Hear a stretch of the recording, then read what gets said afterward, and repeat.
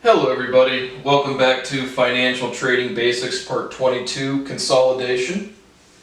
Today we're going to keep talking about the ideas and just probably more economics today than trading, but more of the ideas of consolidations from the last episode. We'll talk a little bit, maybe a little bit more about Bitcoin, probably not much, just a leftover idea. We will talk about new accounting terms, but again, this is all one integrated proof. This is literally me differentiating logical terms into different lecture series, right? No basis, basic. There's the 1-2 syllables. Consolidation, solid. It's pretty solid. But so we'll be going through a lot of the terms of just like, right? People say cost of goods. I keep hearing inflation, deflation, reflation. Maybe on CNBC you guys will try conflation soon. But again, that's dilution. But just more terms of, logical associations of economic terms. But for consolidation, I want to try to I'll walk you through my analysis and just my thinking. Just how, again, attempting to put time frames on things with the mindset of trading in mind.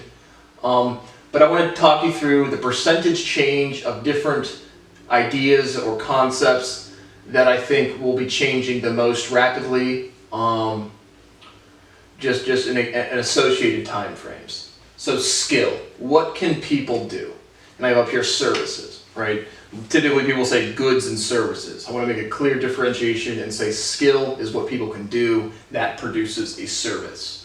So how much will that change and in what time frame? Because of education, because of sentiment, blah, blah, blah. I think like 35%, and again, what does that mean? If I have consolidated 35% of skill, what does that mean? Again, just a rough analysis, but I'm saying 35% to 70%, simply meaning, Joe's going to be able to, maybe today he's so busy at his job, he can't have handyman skills to repair a sink. Well, I think the basic skill level of the overall populace will go from, maybe being able to confidently do 3, 4, 5 things to double that to 4, 5 to 10 things. Consequently, requiring less rendering of services. Time frame for that to happen, 25 to 50 years. Regardless if there's big scientific discoveries, learning is an individual process. People have to put in the time. It takes time. It's taken me time to learn literally everything I am now demonstrating.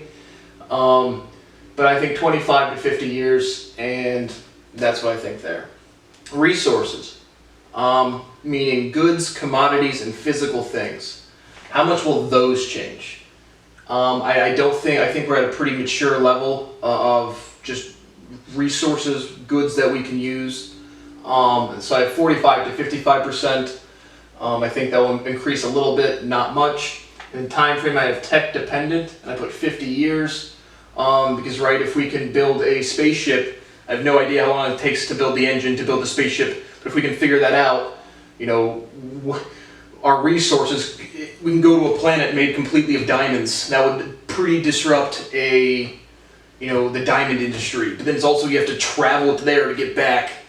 So resources, I think, is a genuine open question. Time frame, genuinely open, even short-term to long-term, 50 years to 500,000 years. But I think the current state of the market is there's not going to be you get breakthrough molecule, element, chemical, something like that.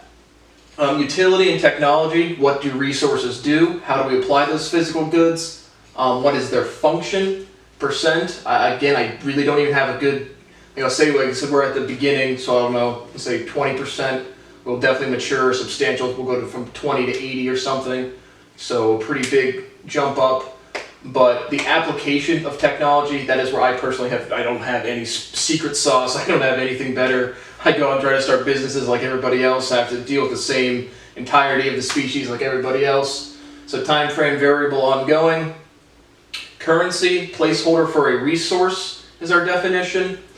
And I think I said we talked about gold in the last episode, just a placeholder for anything, any physical good as 20 to 80%. Again, as the entirety of what currency is. And I think that will happen in 20 years because again, the first 5,000 years, we've already gone through, the physical good as the currency, to a paper dollar as the currency, to a digit on a computer as the currency. So I think there'll be a big shift in that. Again, that's why I was in the Bitcoin trade in 2015. The leftover thought from the last video that I wanted to cover was, again, the currency environment entirely is developing and it's at a nascent stage. So what will happen as an economic, we just sold Mike Keynes calling the bottom. What will happen, what is already occurring with currency right now today is every nation state will go to a one-to-one stablecoin nation state issued thing. But as a trader, the price action is, again, it's going to be one-to-one to the currency of a nation state, which has already matured a decent amount. Bitcoin will be we have a reserve currency. That's what the United States dollar is probably because of the United States' total economic activity. But the purpose is as the currency environment develops, digital currency as already now is going to need a reserve as something stable.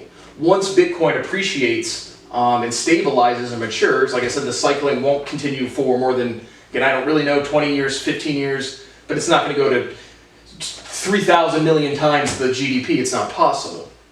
So Bitcoin, because it's already adopted into the sentiment, right? Because then if you were to say, let's have something else overtake Bitcoin, or have this, like I said, the nation state currencies aren't in the same ballgame, but in an organically adopted crypto, well then it becomes simply a practical adoption question.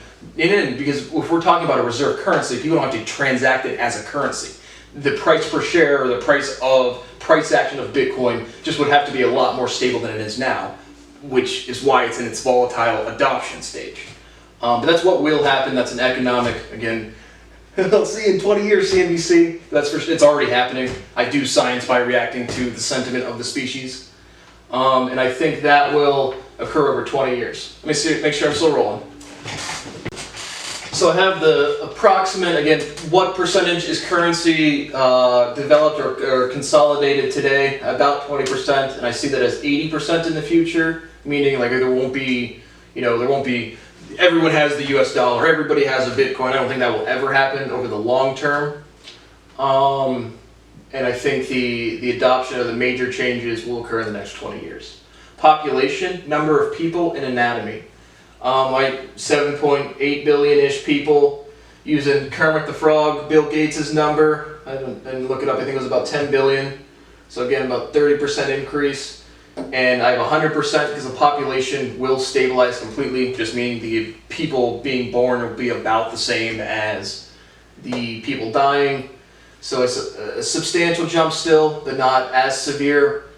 And then just a random consideration, anatomy, like how about 100,000 years, 200,000 years, how will like the morphology change of your literal body affect economy? Random thought, I don't think it's a big economic idea, right? If we get smaller, our clothes will shrink a little bit. If we get bigger, our clothes will get a little bit bigger, but I don't, just a random thought. Sentiment, values, again, needs and wants of the species. Where are we today? Again, whiny little baby, entitled pieces of shit.